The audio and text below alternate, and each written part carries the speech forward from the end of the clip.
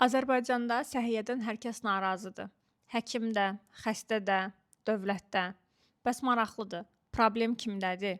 Cavab çoxlarını məyus eləyəcək, amma problem insanda yox, insan faktorunda yox, problem sistemdədir.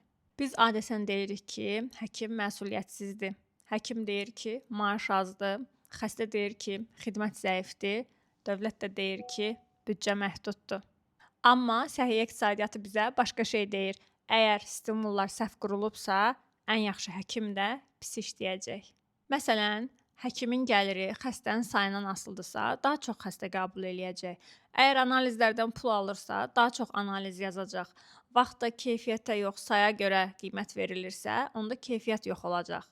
Yəni, problem həkimin pis olmasında yox, problem sistemin onu ora itələməsindədir. Bir çox inkişaf eləmiş ölkələrdə artıq anlayıblar ki, nə qədər xidmət göstərdiyin yox, xəstə nə qədər çox sağaldı sualı daha önəmli olmalıdır.